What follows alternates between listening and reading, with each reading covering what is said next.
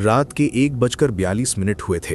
Kushinagar junction कभी भी बहुत बड़ा स्टेशन नहीं रहा, लेकिन इस समय तो वो बिल्कुल ही वीरान लग रहा था। प्लेटफॉर्म पर लगी पीली ट्यूब लाइटें झिलमिला रही थीं, जैसे हर पल बुझ जाएंगी। हवा में अजीब सी ठंडक थी, जबकि मौसम विभाग ने उस दिन किसी ठंड की चेतावनी नहीं दी थी। आरव ने अपनी घड़ी देखी और फिर टिकट को। ट्रेन नंबर 91327, नाम काल चक्र एक्सप्रेस, प्लेटफॉर्म 13। आरव को अजीब लगा। इस स्टेशन पर कुल मिलाकर सिर्फ 8 प्लेटफॉर्म थे। प्लेटफॉर्म 13? उसने बुदबुदाकर कहा। उसने पास बैठे चाय वाले से पूछा, भैया प्लेटफॉर्म 13 कहाँ है? चाय वाले का हाथ अचानक कांप गया, कप जमीन पर गिरकर टूट गया। वो धीरे धीरे आरव की तरफ झुका और फुसफुसाया, बेटा यहां 13 नंबर का कोई प्लेटफॉर्म नहीं है। आरव हंसने की कोशिश की, मजाक मत कीजिए, टिकट पर साफ लिखा है। चाय वाले की आंखें फैल गईं। उसने आरव का टिकट देखा और तुरंत पीछे हट गया। तुम्हें नहीं जाना चाहिए, उसने कहा। आवाज कांप रही थी, जो वहां जाता है वो वापस नहीं आता। तभी स्टेशन पर एक तेज सीटी गूंजी, लेकिन वो सीटी किसी ट्रेन की नहीं थी, बल्कि ऐसी लगी जैसे किसी ने हड्डियों से बनी सीटी बजाई हो। अचानक स्टेशन के कोने में अंधेरा गाढ़ा होने लगा। जहां पहले दीवार थी, अब वहां एक नया रास्ता था, एक नया प्लेटफॉर्म। ऊपर जंग लगा बोर्ड टंगा था, प्लेटफॉर्म 13। आरव का दिल जोर से धड़कने लगा। उसके कदम अपने आप उस ओर बढ़ने लगे। जैसे ही वो प्लेटफॉर्म 13 पर पहुंचा, पूरा स्टेशन पीछे धुंध में गायब हो गया। अब वहां सिर्फ एक प्लेटफॉर्म, एक पुरानी ट्रेन और एक अजीब सी खामोशी थी। ट्रेन बहुत पुरानी लग रही थी। खिड़कियों पर सलाखें थीं और हर डिब्बे पर लाल रंग से कुछ लिखा था, जो चढ़ा वो पतला। दरवाजा अपने आप खुला। अंदर घुप अंधेरा था। आरव ने जैसे ही पहला कदम रखा, दरवाजा जोर से बंद हो गया। धड़ाम। अचानक डिब्बे में धीमी आवाजें गूंजने लगीं, रोने की, हंसने की और किसी के नाखूनों से दीवार कुरेदने की। तभी एक आवाज आई, स्वागत है यात्री, ये ट्रेन तुम्हें तुम्हारे अतीत तक ले जाएगी। आरव ने पीछे मुड़कर देखा। पूरे डिब्बे में लोग बैठे थे, लेकिन सभी की गर्दनें उल्टी थीं और सब उसे ही देख रहे थे। डिब्बे के अंदर की हवा भारी थी। आरव को सांस लेने में दिक्कत हो रही थी, जैसे ऑक्सीजन नहीं बल्कि यादें भरी हों। चारों तरफ बैठे लोग, अगर उन्हें लोग कहा जा सकता था, एक ही मुद्रा में जमे हुए थे। उनकी गर्दनें पीछे की ओर मुड़ी हुई थीं, आंखें बिना पलक झपकाए आरव को घूर रही थीं। ट्रेन चल पड़ी, लेकिन उसकी आवाज वैसी नहीं थी जैसी सामान्य ट्रेन की होती है। न पहियों की खड़खड़ाहट, न इंजन की घरघराहट, बस एक धीमी लगातार आवाज, जैसे कोई बहुत दूर से रो रहा हो। आरव ने खुद को संभालते हुए पूछा, ये कौन लोग हैं? किसी ने जवाब नहीं दिया। तभी सामने की सीट पर बैठी एक बूढ़ी औरत की उंगली हिली, फिर उसकी गर्दन चरमराने की आवाज के साथ सीधी हो गई। उसने धीरे से कहा, हम यात्री नहीं हैं, हम पड़ाव है। आरव का गला सूख गया। पड़ाव? किसके? औरत की आंखों से काला पानी टपकने लगा। तुम्हारे जैसे लोगों के, जो भागते रहे लेकिन कभी रुके नहीं। अचानक डिब्बे की लाइट जल उठी, पीली मरी हुई रोशनी। अब आरव सबको साफ देख सकता था।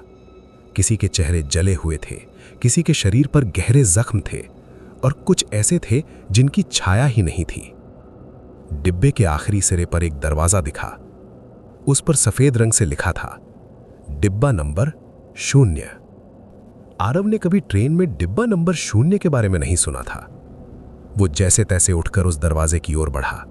हर कदम के साथ ट्रेन की रफ्तार बढ़ती जा रही थी। तभी एक जवान लड़का, जिसकी उम्र शायद 20-22 साल रही होगी, अचानक बोल पड़ा, मत जाना वहां। आरव चौंका। क्यों? लड़के ने अपनी शर्ट का बटन खोला। उसके सीने में एक बड़ा सा छेद था, दिल की जगह सिर्फ अंधेरा। क्योंकि वहीं तय होता है कि तुम उतरोगे या यहीं रह जाओगे। दरवाजा अपने आप खुल गया। डिब्बा नंबर 0 अंदर से किसी अस्पताल के वार्ड जैसा लग रहा था। सफेद दीवारें, छत से लटकती ट्यूबलाइटें और फर्श पर खून के पुराने धब्बे। बीच में एक बड़ा सा घड़ी घर था, लेकिन उसकी सुइयां उल्टी दिशा में चल रही थीं। दीवार पर लिखा था, यहां समय नहीं, सच चलता है। घड़ी की सुई जैसे ही 3:15 पर पहुंची, आरव के सामने का दृश्य बदल गया। अब वो ट्रेन में नहीं था, वो एक पुराने रेलवे क्वार्टर में खड़ा था। बाहर जोर की बारिश हो रही थी। कमरे के एक कोने में एक बच्चा दुबका बैठा था। आरव की सांस अटक गई। वो बच्चा वो खुद था। कमरे के बाहर से आवाज आई, अगर आज भी फेल हुआ ना तो हाथ तोड़ दूंगा। दरवाजा खुला। एक आदमी अंदर आया, शराब की बदबू, लाल आंखें। आरव पीछे हट गया। नहीं, ये नहीं। लेकिन दृश्य चलता रहा। बच्चा रोता रहा, मार पड़ती रही और एक कोने में मां की लाश पड़ी रही। तू ही वजह है, आवाज गूंजी। अगर तू पैदा न होता। आरव चीख पड़ा। घड़ी की सुई फिर घूमी।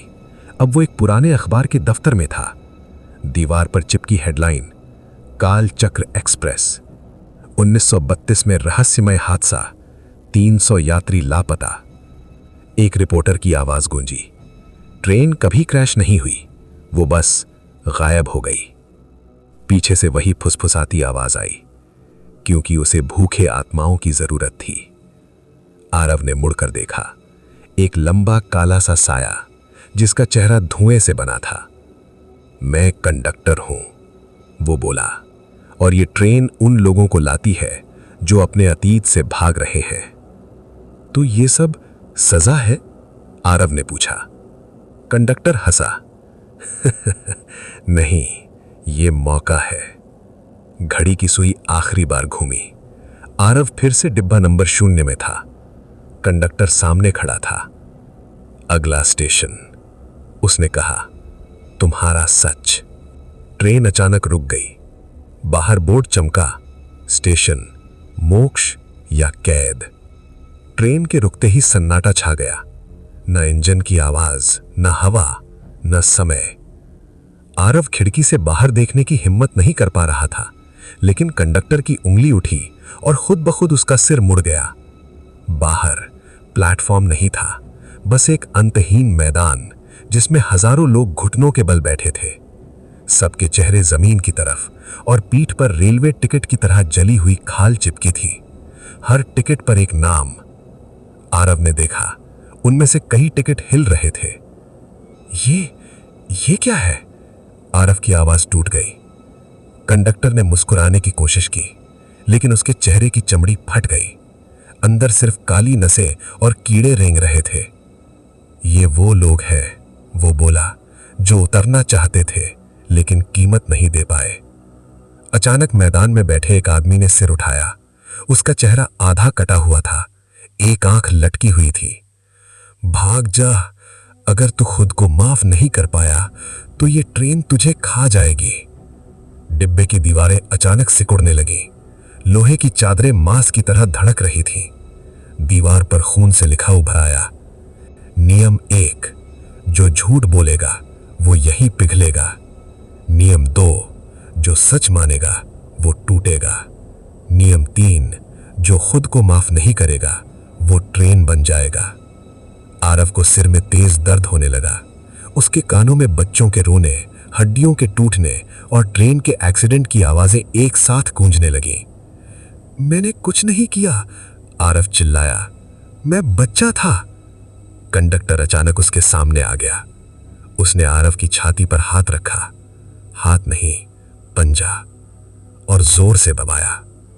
आरव को महसूस हुआ उसकी पसलियां एक एक करके अंदर की ओर मुड़ रही हैं।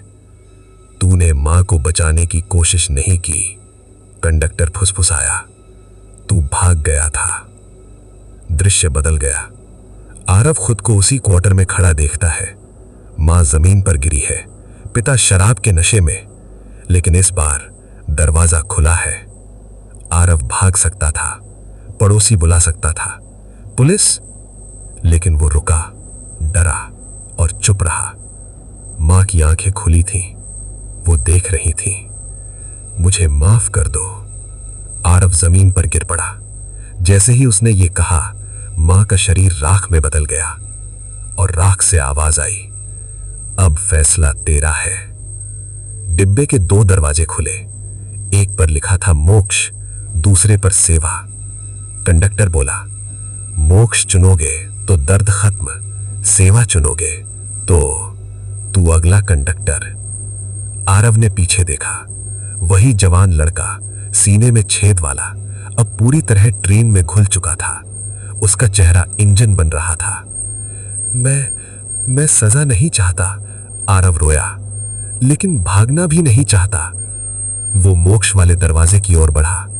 जैसे ही उसने दरवाजा खोला, उसका शरीर 1000 टिकटों में फट गया।